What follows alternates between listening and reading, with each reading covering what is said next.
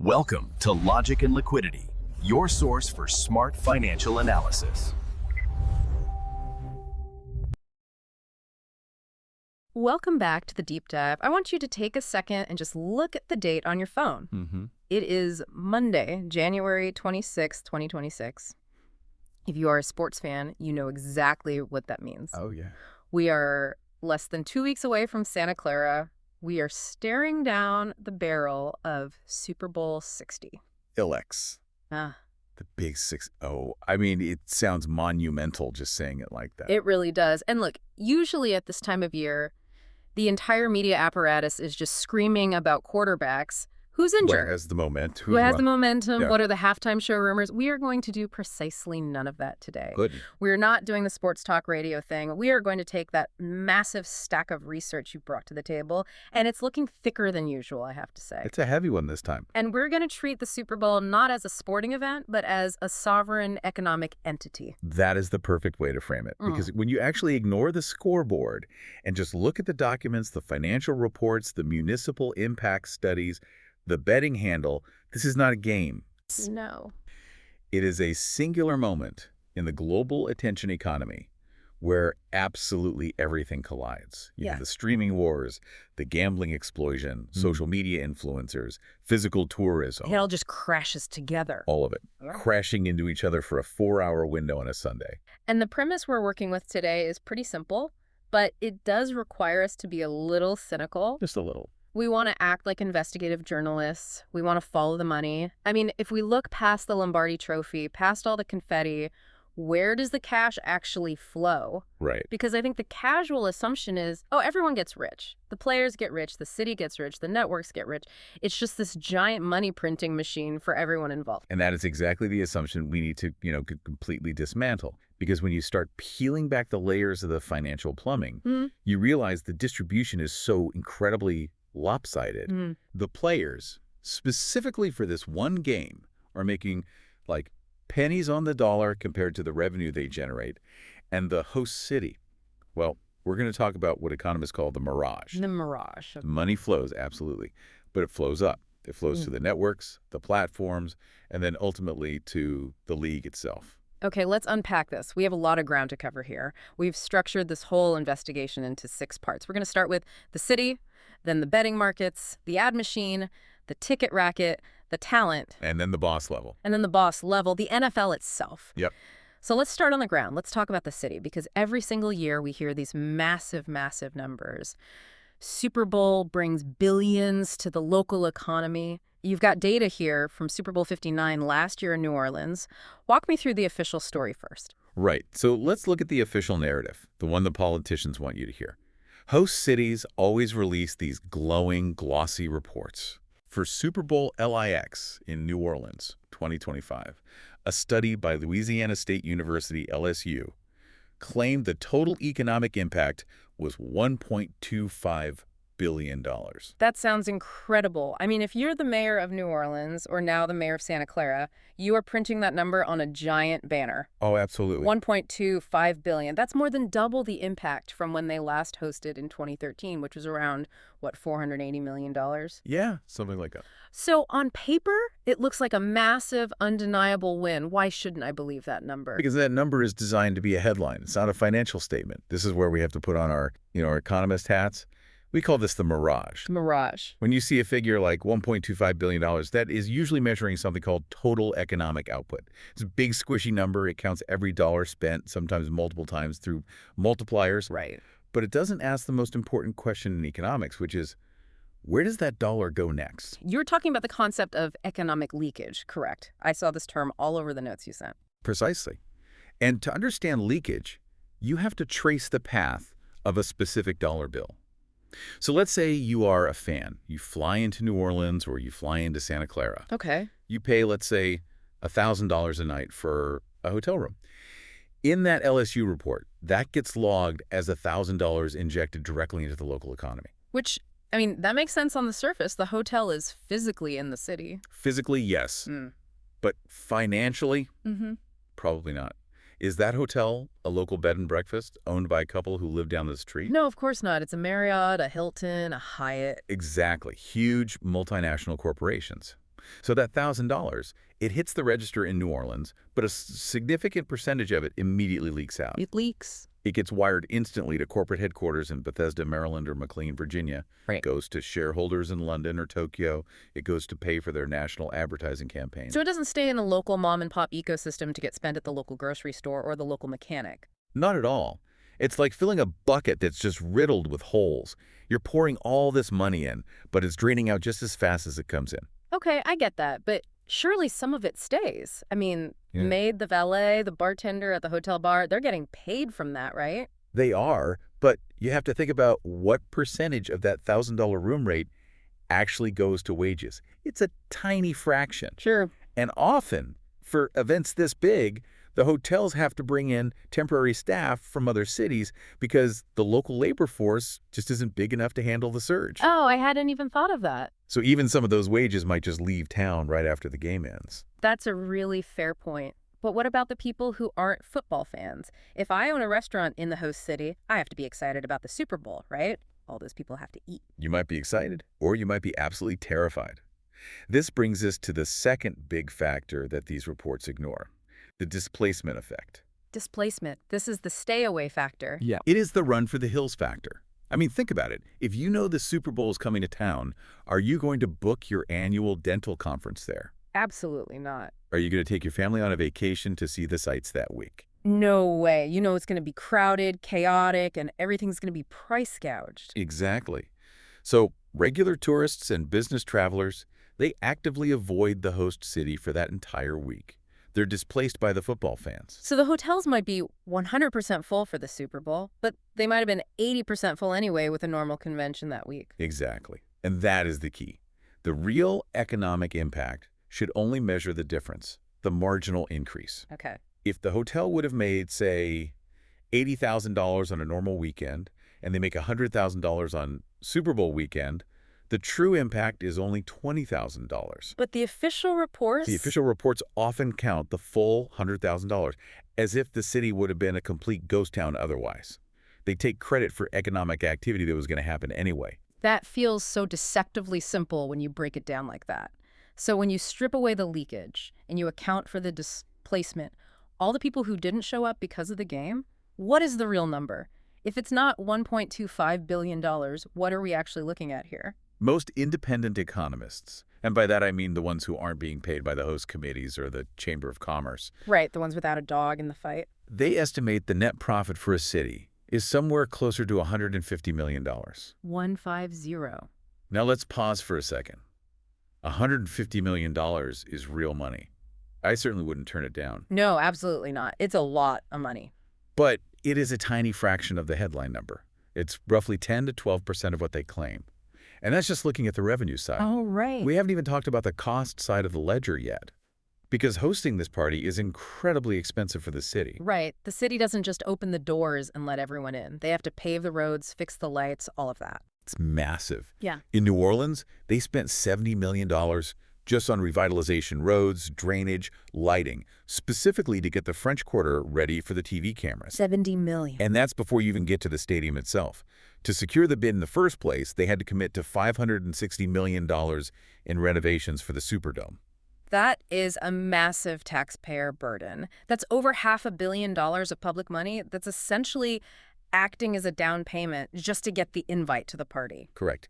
And speaking of burden, let's talk security. Yeah. Because I don't think people realize the scale of the police operation for a Super Bowl. Right. It's not just a few extra cops out there directing traffic. It is classified as a Tier 1 event. Tier 1. I saw that in the notes. That sounds intense. What does it actually mean? It stands for Special Events Assessment Rating Level 1. That is the highest designation the Department of Homeland Security has. Wow. It is the same security tier as a presidential inauguration or the State of the Union address. Yeah. It means it is viewed as a top-tier terrorism target. So we're talking FBI, Homeland Security. Oh, yeah. For Super Bowl LIX, you had 50 different law enforcement agencies, including the FBI, working for 18 months to secure the site. 18 months of planning for a 4-hour game. And here's the kicker, and this really jumped out at me in the investigation. Who pays for that? Because my assumption would be the NFL, right? Yeah. It's their event. They are the ones making all the profit. You would absolutely think so. Yeah. It's logical.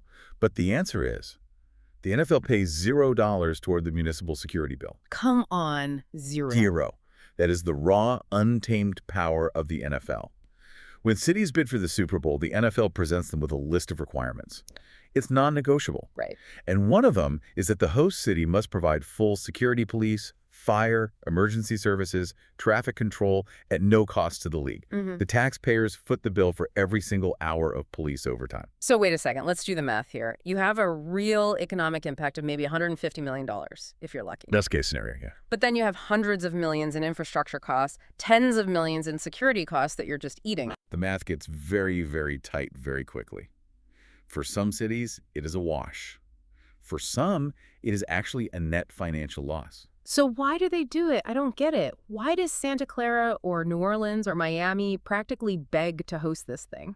It's the postcard effect. It's vanity. Yeah. The politicians get to be on TV. They get to stand up there and say, look at our beautiful city. They believe it acts as a global commercial for future tourism. So the city is essentially just the stage. That's the perfect way to put it. They build the stage, they secure the stage, they clean up all the trash after the party, but they don't get to sell the tickets to the show. Okay, that is a really sobering start to this. The physical cash in the city is, like you said, a bit of a mirage. It is. So let's move to where the liquidity is actually exploding. Let's move from the pavement to the cloud. Yeah. Because the data on gambling on this betting explosion is honestly staggering. This is the invisible economy. Yeah. While everyone is arguing about hotel taxes and restaurant revenue, the real money is moving silently through millions of smartphones. We are looking at a projection for this 2025-2026 season where Americans are expected to wager a record $30 billion. 30 billion with a B. That is a GDP of a small country. That is just a mind-boggling amount of money. It is. And to give you some context on how fast this is all moving, that's an 8.5% increase just from 2024. Just 1 year. But zoom out a little further. Go back to 2019. The total estimate then was only about $6 billion. Wow. We've seen a 5x growth in just 6 years. That curve is completely vertical. And for Super Bowl LAX specifically, the legal handle, so that's just the money bet through approved apps like DraftKings and FanDuel. Right, the above-board stuff. That was $1.39 billion, a new record. But you have a note here about the black market, because even with all these apps now legal in so many states, people are still betting illegally. Oh, yeah, and this is a crucial distinction. The American Gaming Association, the AGA, they track this stuff very closely. They estimate the illegal or offshore market. You know, the guy who knows a guy, or the website based in Costa Rica that doesn't ask for your social security number is still absolutely massive. Massive. We're talking about an $84 billion annual handle for sports in the illegal market. That is huge. Why hasn't that just gone away with legalization? Well, taxes, mostly. Yeah. And it's still more convenient for people who live in states where it's not legal yet. Yeah. But the tide is turning. Okay. The illegal market share used to be 36% just a few years ago. Now it's dropped to 24%. So people are migrating to the legal apps because it's easier, it's safer, you don't have to worry about getting paid if you win. Right. But that migration is also changing how people bet. And this is where the sportsbooks are making an absolute killing. I see this term in the research, the hold. Now, I'm not a professional gambler, but the hold sounds like something out of a mob movie. What are we actually talking about here? It does sound a bit Sopranos, doesn't it? Yeah. But the hold is simply the profit margin. It is the percentage of the total money wagered that the house gets to keep after paying out all the winners. Got it. In traditional betting, like, I bet the Chiefs will win by more than 3 points, the hold is mathematically very low, maybe 5% to 7%. Right, because it's basically a coin flip, more or less. The Yeah. house just takes a small fee, which is called the VIG, right? Exactly. It's a volume game. They just want balanced action on both sides, and they skim their 5% off the top. But the sports books, FanDuel, DraftKings, MGM, they realize they can't build a multi-billion-dollar tech empire on a 5% margin. Not sustainable. They need to get that hold up to 10% or even higher. So how do they do that? Do they just change the odds? They change the product. They introduce the parlay. Ah, the parlay, the lottery ticket of sports betting. That is the perfect analogy. A parlay is where you bet on 3 or 4 or 5 things all happening at once. The Chiefs win, and Mahomes throws 2 touchdowns, and the coin tosses heads, and T so-and-so scores the first touchdown. If you lose any single part of that bet, you lose the whole thing. And because you have to be right 3 or 4 times in a row, the odds of actually winning drop like a stone. Correct.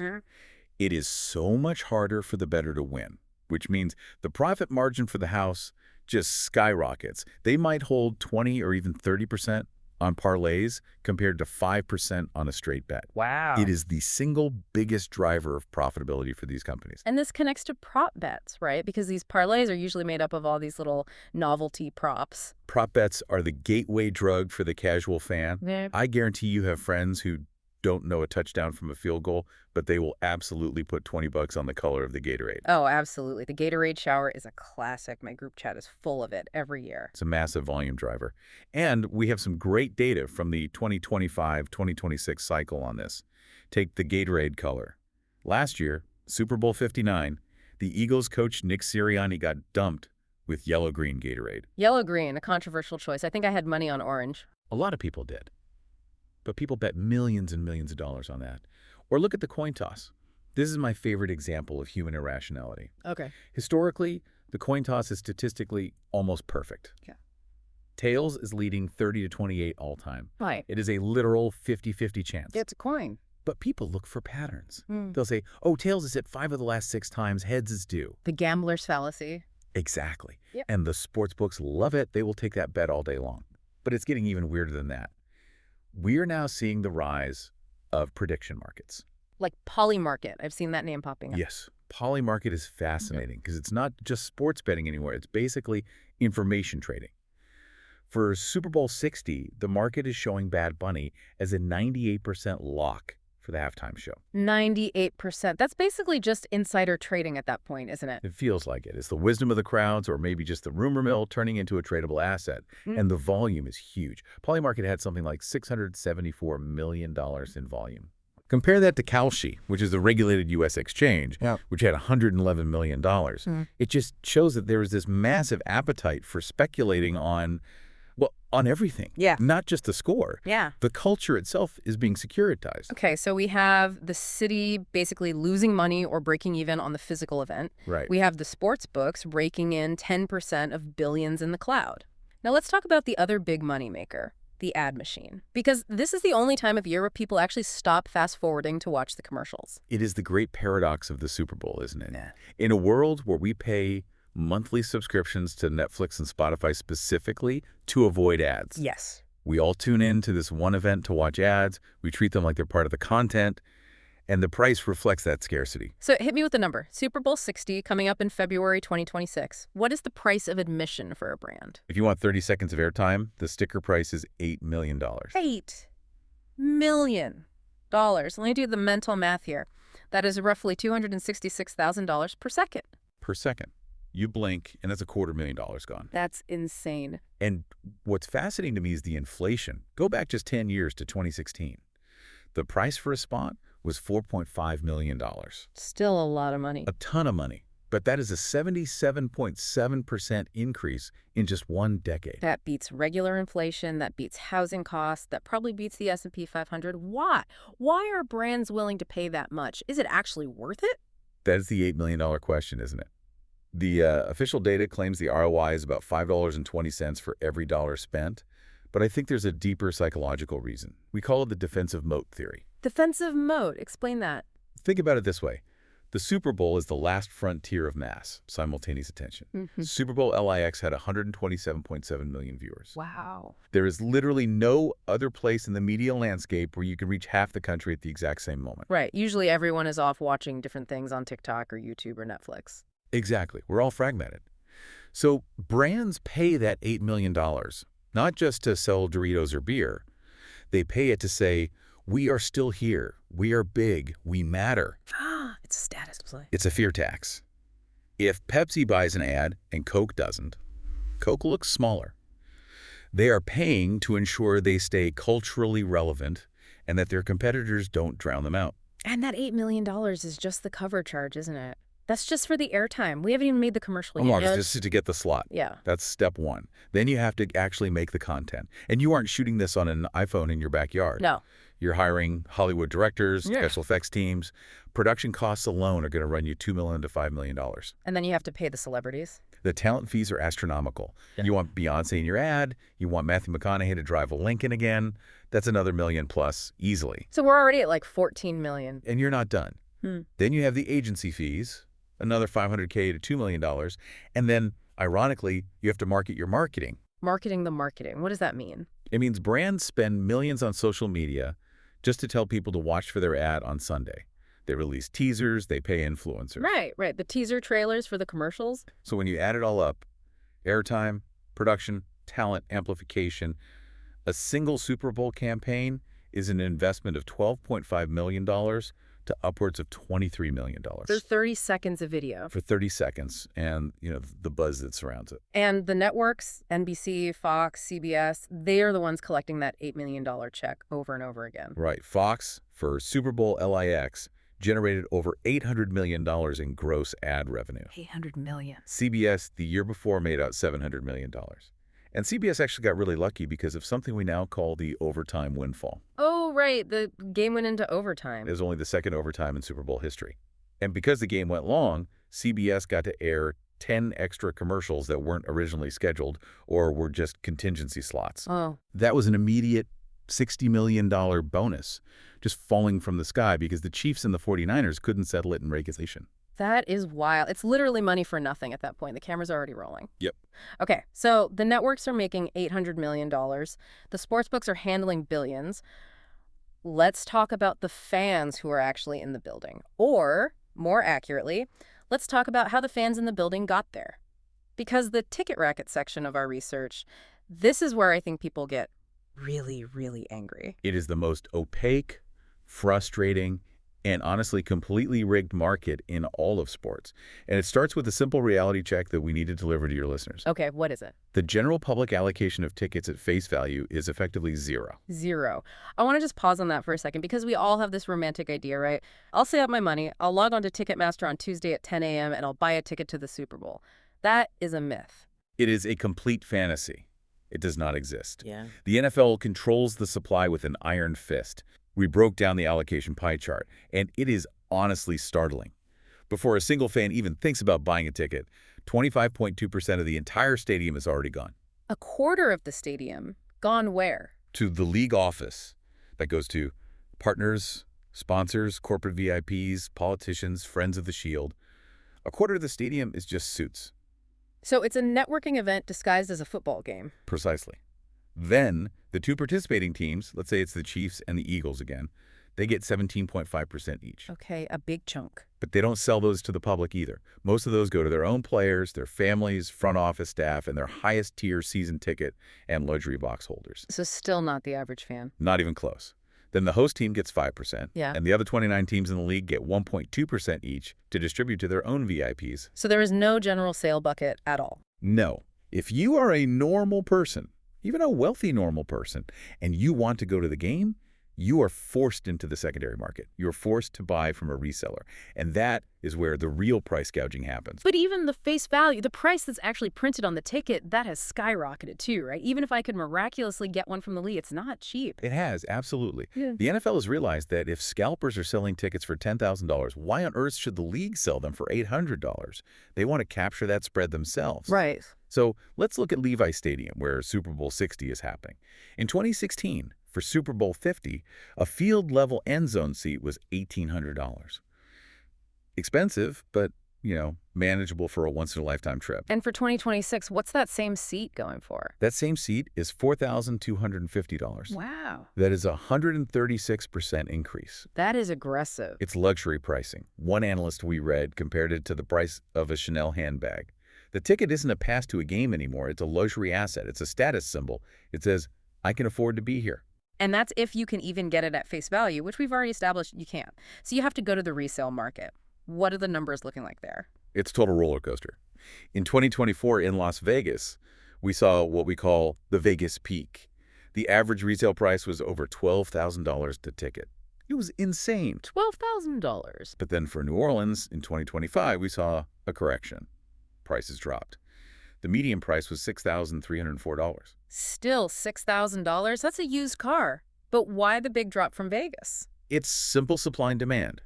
The Superdome in New Orleans is bigger than the Vegas Stadium, so there was more supply, about 73,000 seats versus 61,000. More tickets on the market. And there was a factor analysts started calling Chiefs fatigue. People getting tired of seeing Patrick Mahomes every single year. Exactly. If you're a wealthy Chiefs fan, maybe you went to the last 2 Super Bowls, you're tapped out, you aren't going to spend another $10K this year. So the demand's softened just slightly. But there is one winner in the ticket game who wins no matter what the price is, high or low: the fee economy. The platforms, StubHub, Ticketmaster, SeatGeek, they are the hidden winners. How does that work? They charge a service fee, which is usually around 15% to 20% on top of the ticket price. So if you buy a ticket for $8,000, you are paying a $1,200 fee just for the privilege of clicking the buy button. And they don't own the stadium, they don't pay the players, they don't provide the security. They are just the toll booth. They own the transaction. Yeah. If you estimate there are about 22,000 resale transactions over the weekend, these platforms can make $26 million to $30 million in pure profit in 48 hours. Just on fees. Just on fees, without owning a single seat. Unbelievable. So, the platforms win, the networks win, the sportsbooks win. Let's talk about the people who are actually doing the work. The players, the talent. Because this is the most shocking disparity in the whole research packet. This is the part that just feels wrong. It really puts the exploitation argument into perspective. We're watching these elite athletes put their health and their bodies on the line in the most violent game on earth, generating billions of dollars in value. Billions. And yet, their bonus check for playing in the Super Bowl is, well, relatively speaking, it's peanuts. Okay, give us the numbers. Make us angry. For the 2025 Super Bowl, the bonus check for a player on the winning team was $171,000. $171,000. And for the player on the losing team, $96,000. Okay, now I have to play devil's advocate for a second here. To a normal person, $171,000 is a lot of money. That's 3 years of salary for a teacher. It's hard to feel too bad for these guys. Sure, in a vacuum, it's a very nice check. Yeah. But context is absolutely everything. A star quarterback like Jalen Hurts or Patrick Mahomes makes about $50 million a year. Right. That breaks down to about $2.9 million per regular season game. So for the biggest game of their lives, the game with the highest ratings, the highest stakes, the highest risk of a career-ending injury, they're taking a massive, massive pay cut. That winning bonus is less than the cost of 1 second of ad airtime. That is the stat that just kills me. 1 second of a Doritos commercial costs $266,000. The winning quarterback, the MVP of the entire game, gets $171,000. The commercial is more valuable than the human being on the field. Wow. And it's not just the players, right? It's the halftime show artist. Yeah. We talked about Bad Bunny being the favorite for 2026.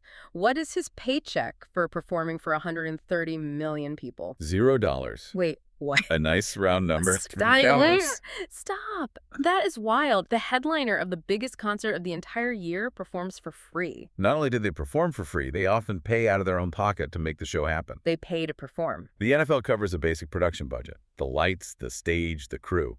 But if the artist wants extra dancers, pyrotechnics, special costumes, they pay for it themselves. The Weeknd famously spent $7 million of his own money on his halftime show. Why? Why would anyone do that? If I told my boss I'd pay him $7 million to let me work for him, I'd be committed to an asylum. It does sound completely insane until you zoom out. You have to stop thinking of it as a gig. It's not a concert. It's a 13-minute infomercial. An info. Infomercial. Think about the ad rates we just talked about. $8 million for 30 seconds. Okay. The Weeknd got 13 minutes of uninterrupted global airtime. If he had to buy that commercial time from NBC, it would have cost him something like $200 million. Okay, when you put it that way, $7 million is an absolute bargain. It's the best ROI in the entire music industry. It's what we call the exposure economy. Usually the artist announces a world tour or a new album the moment they step off the stage. And the sales go crazy. We looked at the numbers for Usher and Rihanna. Their streaming numbers spiked 300%, 400% the very next day. Ticket sales for their tours go through the roof, so they view the performance not as a paycheck, but as a marketing expense. So everyone is paying to be there. The fans pay, the brands pay, even the singers pay. Which leads us to the final boss. The one entity that collects from everyone and pays, well, seemingly pays very little. Yeah. The league, the National Football League, the Shield. When you synthesize all this information, you realize the NFL just sits above all these other economies. They are the landlord, they own the IP, they own the event, and they just extract rent from everyone else. Let's look at their revenue control. How do they do it? Okay. Tickets. The NFL retains 100% of the ticket revenue, which they then redistribute to the teams. 100%? Merchandise. If you buy a jersey at the stadium, the NFL keeps 100% of that money. Gambling. The NFL now has official sponsorship deals with the Sportsbooks Caesars, DraftKings, FanDuel. Right. That brought in $132 million in 2023 alone. So they are profiting from the very betting that they used to ban and call a moral hazard. And the media rights. This is the big enchilada right. The media rights are the whole ballgame. The current package with Amazon, CBS, Fox, NBC, and ESPN ABC, it's worth over $100 billion through the year 2033. $100 billion. That number is just hard to even comprehend. And here's the fascinating strategic insight that I think ties it all together. The Super Bowl itself is a loss leader. A loss leader? Like when a grocery store sells milk really cheap just to get you in the door? That's exactly the concept. The networks, CBS, Fox, NBC, they often lose money on the actual broadcast of the Super Bowl. How's that possible? Even with $800 million in ad revenue, the production costs and the insane rights fees they pay to the NFL are so high that they might barely break even or even take a small loss on that specific day. So why do they fight for it? Why pay billions and billions for the rights if you lose money on the biggest day of the year? Because it is the anchor product. Having the Super Bowl allows them to promote their entire fall lineup to 130 million people. It allows them to sell subscriptions to Peacock or Paramount Plus Path. It gives them leverage when they negotiate with cable providers like Comcast. The NFL knows this. They know the Super Bowl is the one thing keeping the legacy media networks alive, so they squeeze them for every single penny. It sounds like the NFL has transitioned. It's not really a sports league anymore. It's a high-tech media conglomerate.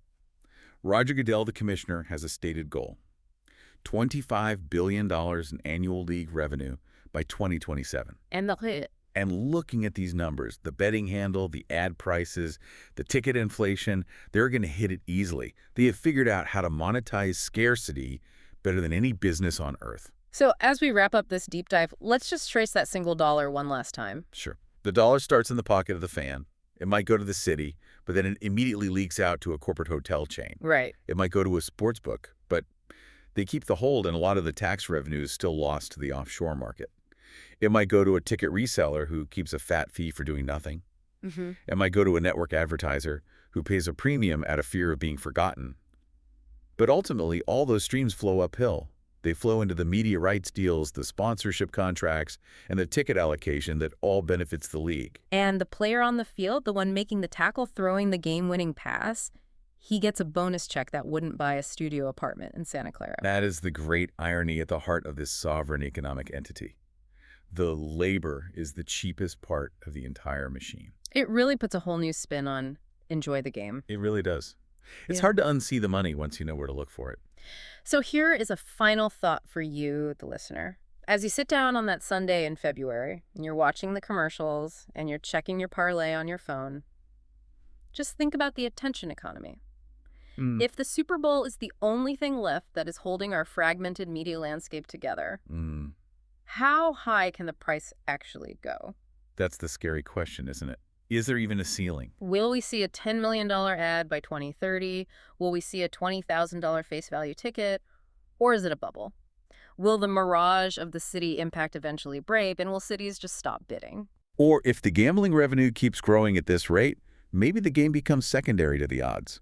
Maybe the broadcast starts to look more like a stock ticker than a sporting event. A dystopian thought to end on. Enjoy the game, everyone. But keep an eye on the real score, the one with the $ sign in front of it. Thanks for listening to The Deep Dive. We'll see you next time.